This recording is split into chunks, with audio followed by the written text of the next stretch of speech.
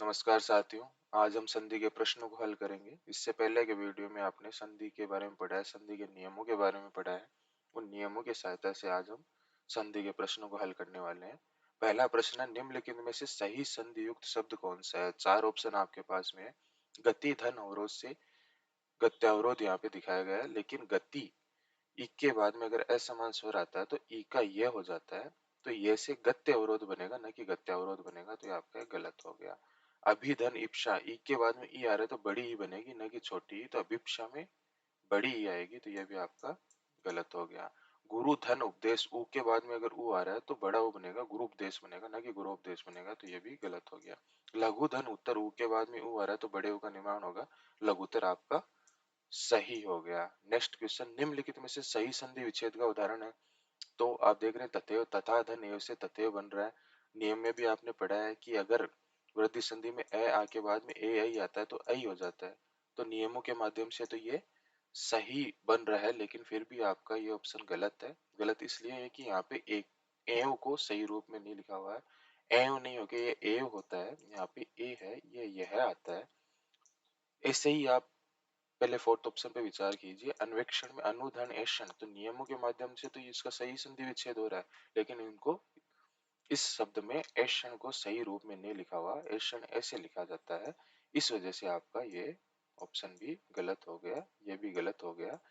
तो नियमों की जानकारी होने के बावजूद भी आपका संधि विच्छेद गलत हो सकता है अगर आपको शब्द का सही रूप लिखना नहीं आ रहा है, सही रूप का पता नहीं है,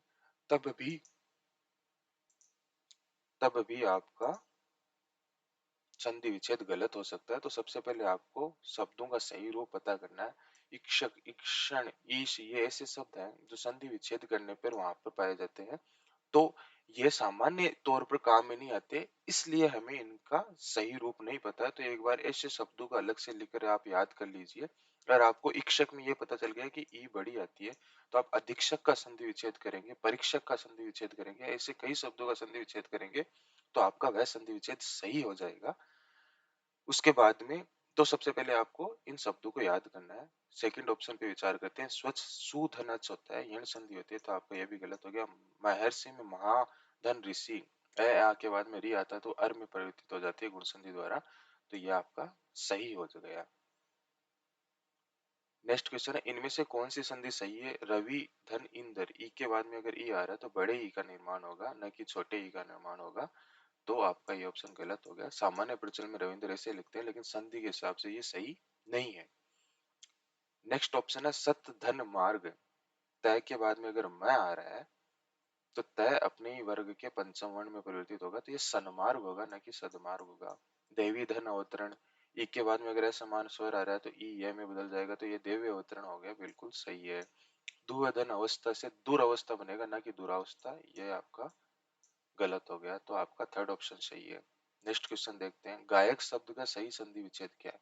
तो गायक में आप देख रहे हैं कि आय आ रहा है, तो यहाँ पे आपको पता होना चाहिए अयादि संधि की संभावना बन रही है। अयादि संधि का आपने नियम देखा है कि ऐ के बाद में अगर असमान स्वर आता है तो ऐ के स्थान पर आय हो जाता है। तो यहाँ पे ऐ के बाद में असमान स्वर आता है तो ये आय हो जाएगा, तो आपका ये ऑप्शन सही हो जाएगा। तो नियम आपके कंठस्थ होने चाहिए, उसके बाद में आपका ज्यादा से ज्यादा अभ्यास किया होना चाहिए, उसके बाद में आप संधि के प्रश्नों को हल करेंगे तो आपको कोई कठिनाई नहीं आएगी। संगत शब्द का सही संधि विच्छेद क्या है? तो आपने नियम पढ़ा है कि मैं हलंत के बाद में अगर स्पर्श व्यंजन वर्ण आते हैं तो मैं हलंत अनुस्वार में बदल जाता है, ये व्यंजन संधि का नियम है। तो सम धन गत से संगत बनेगा। तो एक बार आपने कुछ शब्दों का अभ्यास कर लिया तो इससे फिर अनेक जो अलग शब्द आएंगे उनको भी आप हल कर सकते हैं। जैसे संदेह आ गया, संजय आ गया, जहाँ पे अनुस्वार होगा उसमें आपको इसी तरह से उसका संधि विच्छेद करना है। तो आपका अभ्यास, ज्यादा से ज्यादा अभ्यास करना जरूरी है। नेक्स्ट क्वेश्चन है, निष्कलंक शब्द का सही संधि विच्छेद क्या है? तो देख रहे हैं आप बीच में आधा श आ रहा है।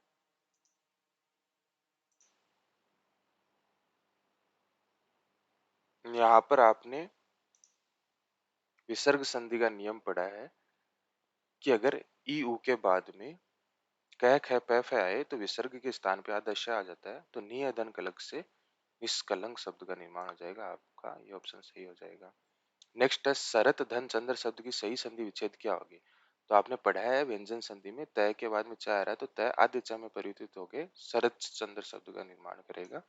तो आप व्यंजन संधि में काफी सारे नियम है, तो मुख्य मुख्य नियम तो आपके दिमाग में सेट होने चाहिए, और उसके बाद में अगर अभ्यास करते हैं आप ज्यादा से ज्यादा, तो आपका क्वेश्चंस आपके क्वेश्चन सही हो जाएंगे। नेक्स्ट क्वेश्चन देखते हैं, किस क्रम में उचित संधि विच्छेद नहीं है। तो संविधान का संधि विच्छेद समधन विधान होता है, ये सही है। धनंजय का संधि विच्छेद धनम धनजय होता है। अनुस्वार है मैं है वो अनुस्वार में परिवर्तित होता है, व्यंजन संधि का यह नियम अप्लाई हो रहा है। सम धन निधि, ये सम धन निधि नहीं होता, सत धन निधि होता है। और सत धन निधि से सन्निधि शब्द का निर्माण होता है, तो ये संधि विच्छेद सही नहीं है। दिक धन नाथ, तो क के बाद में अगर नया में आ रहा है तो वो दिग्नाथ बनेगा, तो दिग्नाथ का संधि विच्छेद दिक धन नाथ होता है। तो यह भी आपका सही संधि विच्छेद है। तो जो संधि विच्छेद सही नहीं है वो तीसरा हो गया। नेक्स्ट क्वेश्चन के बारे में विचार करते हैं, निर्लेप शब्द का संधि विच्छेद होगा। तो निर्लेप शब्द में आपने देखा है कि ऊपर आद्य रह की मात्रा आ रही है, तो आपने विसर्ग संधि में ऐसे एग्जाम्पल देखे हैं जिनमें आद्य रह की मात्रा आ रही है, तो वहां से आप विसर्ग संधि के नियमों पर जाइए। और जब आप विसर्ग संधि के नियम देखेंगे तो वहां पर आप देखेंगे कि यदि विसर्ग के पहले ए आ को छोड़कर कोई दूसरा स्वर आए और विसर्ग के बाद में कोई स्वर हो या किसी वर्ग का तीसरा चौथा पंचम वर्ण हो, ये रह हो, तो विसर्ग के स्थान पे र हो जाता है। तो इसी कंडीशन में ये एग्जाम्पल आ रहा है, तो विसर्ग के स्थान पे आधा र होगा, तो नी है धन लेप से निर्लेप शब्द का निर्माण हो जाएगा। तो आपका ये ऑप्शन सही है। इनमें से किस शब्द का संधि विच्छेद सही है। तो आपने नियम पढ़ा है जिसमें आपने देखा है अतः यानी ए के बाद में विसर्ग के पहले अ हो, विसर्ग के बाद में कोई असमान स्वर हो तो विसर्ग हट जाता है। तो आपका ये ऑप्शन सही हो गया। नेक्स्ट क्वेश्चन, निम्नलिखित में से कौन से शब्द में विसर्ग संधि है। अत्यधिक में यण संधि है। मनोनुकूल, मनोनुकूल में अब मैंने पहले भी आपको बताया है कि आप केवल मात्राओं के आधार पर डायरेक्ट संधि पे मत जाइए। यहाँ पे ओ की मात्रा दिख रही है, गुण संधि में भी ओ की मात्रा आती है, तो केवल मात्रा के आधार पर आप ये निर्धारित मत कीजिए कि इसमें ये संधि हो सकती है। आप उसे हल करके देखिए। तो इसमें जैसे ओ की मात्रा तो आ रही है, लेकिन यहाँ पे गुण संधि नहीं है, यहाँ पे मनय धन अनुकूल होगा। विसर्ग संधि में भी ओ की मात्रा आती है, आपने नियम पढ़ा होगा जिसमें आपने देखा है जैसे मनय धन भाव का है, आपने एग्जाम्पल देखा है मनोभाव शब्द का निर्माण हो रहा है। तो इस नियम के माध्यम से यहाँ पे मनोनुकूल शब्द का निर्माण होगा, तो ये विसर्ग संधि का उदाहरण हो गया। व्यंजन संधि का उदाहरण है, व्यंजन संधि में आपने पढ़ा है उत धन हत से उद्यत बन रहा है, तो ये व्यंजन संधि का उदाहरण हो गया। गुण संधि का उदाहरण है महाधन इसी से महर्षि बनता है, अब इन्हें पहले भी हल किया है, तो ये गुण संधि का उदाहरण हो गया। नेक्स्ट क्वेश्चन है, इनमें से कौन सा शब्द संधि का उदाहरण नहीं है।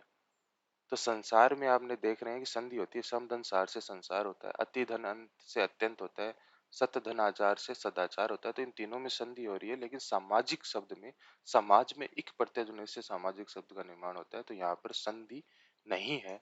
इस वजह से फोर्थ ऑप्शन आपका सही हो गया। उपार्जन में संधि है, तो उपधन अर्जन ए ऐसे मिलकर आ का निर्माण कर रहा है, तो यहाँ पे दीर्घ संधि होगी, तो ये आपका थर्ड ऑप्शन सही हो गया। तो अगर आपको शब्दों का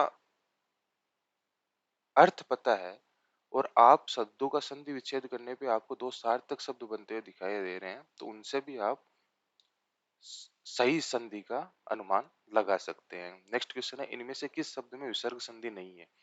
तो विसर्ग संधि का आपने एक नियम पढ़ा है कि ई के बाद में और छोटे ऊ के बाद में अगर र आ रहा है तो छोटी ई और छोटा ऊ बड़े ई और बड़े ऊ में परिवर्तित हो जाएगा।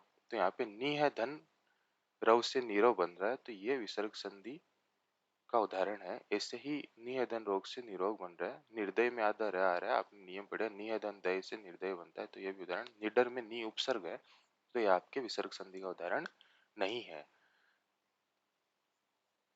तो ऐसे अपन ने विसर्ग संधि के प्रश्नों को हल किया है।